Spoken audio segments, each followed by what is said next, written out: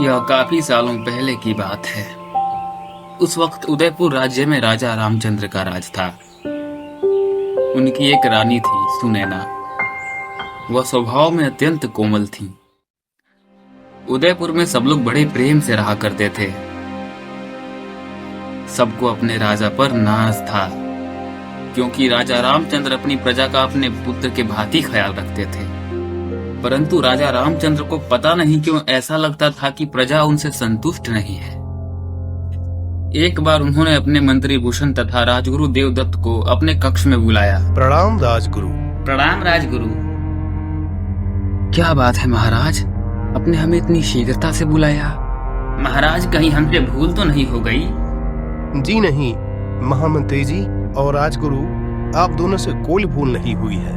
भूल तो हमसे हुई है अपने राज्य को संचालित करने में। महाराज, आप ये कैसी बात कर रहे हैं? आपसे और भूल नहीं, नहीं, हम नहीं मानते। हाँ महाराज, आपके जैसा प्रजापालक तो दूर दूर तक कोई नहीं है। आपकी प्रजा का सौभाग्य है कि उनको आपके जैसा प्रजापालक राजा मिला है। फिर भी राजगुरु, पता नहीं क्यों हमें संतुष्टि नहीं हो रही है। अपनी प्रजा के हाल को हम अनुभव करना चाहते हैं। तो फिर महाराज, इसके लिए तो आपको एक आम नागरिक बनना होगा, तभी आप प्रजा का हाल अंदर से जान पाएंगे। हाँ मंत्री जी, हम चाहते हैं कि आप और राजगुरु हमारे साथ कुछ दिनों तक अहम नागरिक के भांति राज्य का भ्रमण करें। हमें लगता है कि राज्य का भ्रमण करने से ही हम अपने भीतर हो रहे इस हलचल को शांत कर पाएंगे। ठीक है महाराज, हम तैयार हैं आपके साथ राज्य का भ्रमण करने के लिए। और राजगुरु आप? अवश्य महाराज, हमें भी कोई आपत्ति नहीं है। तो फिर ठीक है, यह तय रहा। हम कल से अपनी यात्रा को प्रारंभ करेंगे। अगले दिन राजा रामचंद्र राजगुरु देवदत्त और मंत्री भूषण के साथ राज्य का भ्रमण करने हेतु निकल गए।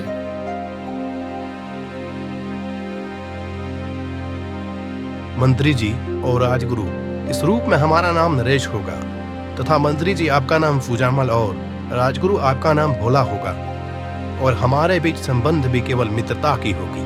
ठीक है नरेश। अरे वाह सुजामल, तुम तो काफी तेज निकले। वो लोग आपस में बातें करते हुए जा ही रहे थे कि तभी उन्होंने देखा कि एक पेड़ के नीचे एक बाबा बैठा हुआ है और लोग वहीं जमीन पर बैठकर बाबा का गुणगान कर रहे हैं। अरे ये वहाँ क्या हो रहा है? अरे ये तो पास के राज्य का ठग बैजूराम है, जो लोगों को मूर्ख बनाकर लूटता है। परंतु ये यहाँ क्या कर रहा है, और वो भी एक साधु के वेश में? बाबा, मेरे बेटे की तबीयत आजकल काफी खराब रहती है। वैद्य के पास जाने के बजाय बाबा मैं आपके पास आया हूँ। कृपा कर मेरे बच्चे को ठीक कर दीजिए बाबा। चिंता मत कर बच्चा, तेरा बेटा जल्द ही ठीक हो जाएगा। मैं आज रात तेरे बेटे के लिए अनुष्ठान करूंगा। बस तू मुझे रोज 10 किलो चावल और 10 किलो दाल दान में देते रहना। तेरी सारी परेशानी दूर हो जाएगी, ये मेरा आशीर्वाद है। जी बाबा जी, मैं ऐसा ही करूंगा।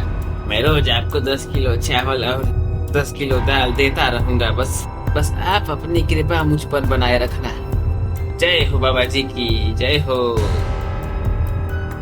चलिए चलिए, अब आप आइए, बाबा जी के पास ज्यादा वक्त नहीं है। एक एक कर सबने बाबा के पास अपनी अपनी समस्याएं रखी। उस बाबा ने सबको उल्टे सीधे उपाय बताकर उन लोगों से मोटा धन ऐंठ लिया। दिन ढलने के बाद सब लोग वहां से चले गए। अरे नहीं, ये बैजूराम तो हमारे राज्य को लूट रहा है।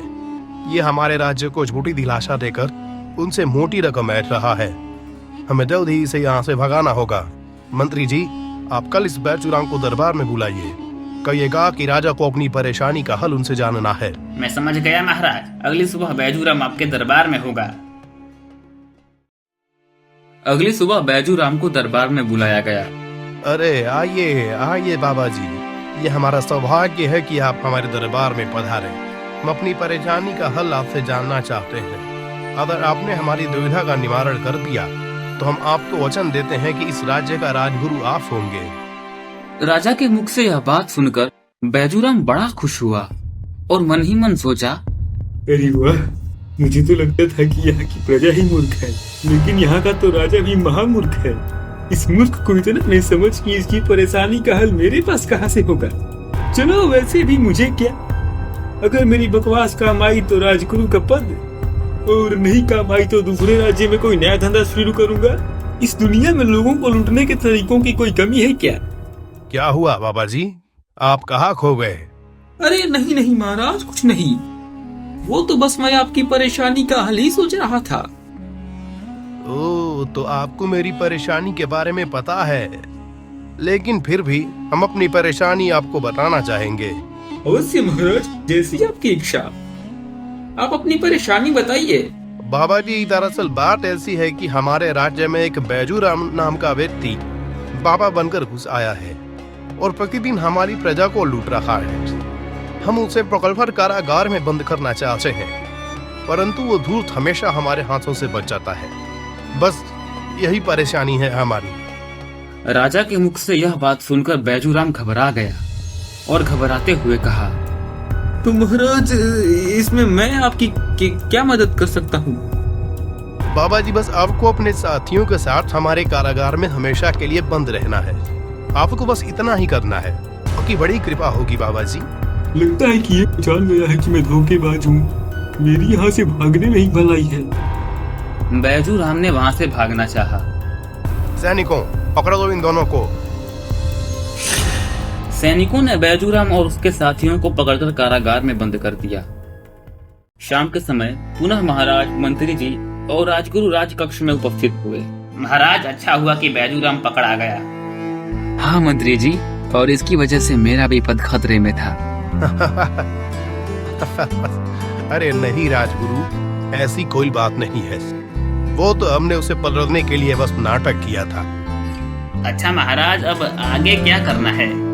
ज्यादा कुछ नहीं, हम लोग कल पुनः आवनादेरी के वेश में राज्य का भ्रमण करेंगे। हमने सोचा है कि ऐसे ही हम कुछ दिनों तक वेश बदलकर राज्य का भ्रमण करें और बैजूराम जैसी समस्याओं का निवारण भी करें। अगले दिन पुनः वो तीनों राज्य में घूमने लगे।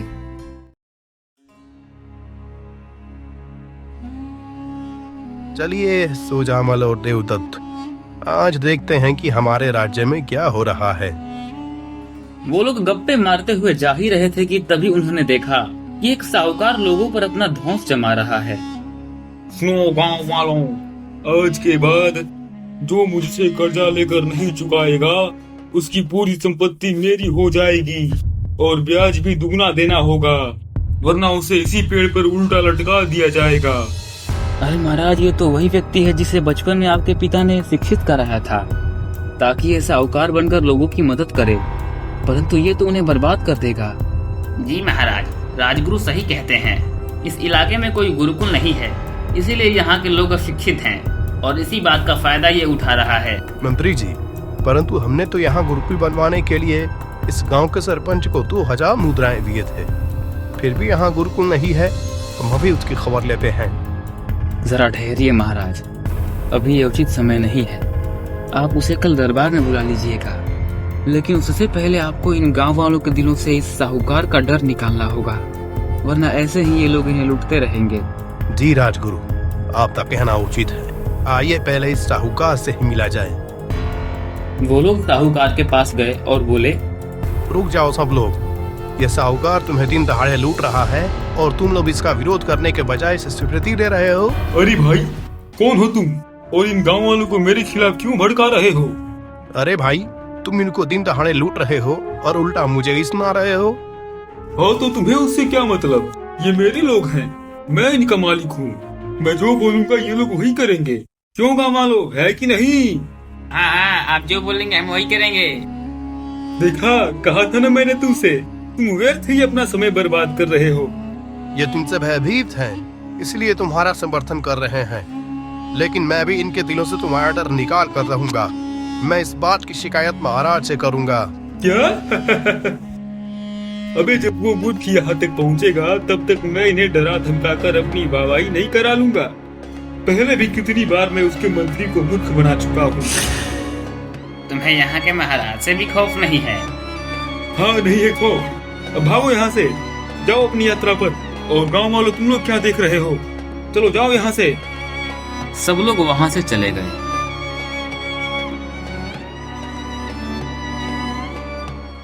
मुझे क्षमा करें महाराज, मैं राज्य के कार्यों को करने के लायक नहीं। ये साहूकार मुझे मूर्ख बनाता रहा और मैं मूर्ख बनता रहा। मैं बहुत ही शर्मिंदा हूँ। कोई बात नहीं मंत्री जी, अब ये सोचिए कि इस साहूकार का क्या करना है। महाराज, मेरे पास एक तरकीब है जिससे हम गांव के लोगों का डर दूर कर सकते हैं। महाराज, अगर गांव वालों का डर दूर करना है तो उनका आप पर जो विश्वास है उसे मजबूत करना होगा। मंत्री जी, आप फौरन ये खबर इस गांव पर पहुंचा दीजिए कि उन्हें अगली सुबह राज दरबार में उपस्थित होना है। जो आज्ञा महाराज। उसी रात पूरे गांव में ऐलान करवाया गया कि महाराज ने कल सुबह सभी गांव वालों सहित साहूकारों और सरपंचों को अगली सुबह राज दरबार में हाजिर होने का हुक्म दिया है। यहाँ राजा अपने महल में पहुँचे। वहाँ उनकी महारानी उनका इंतजार कर रही थी।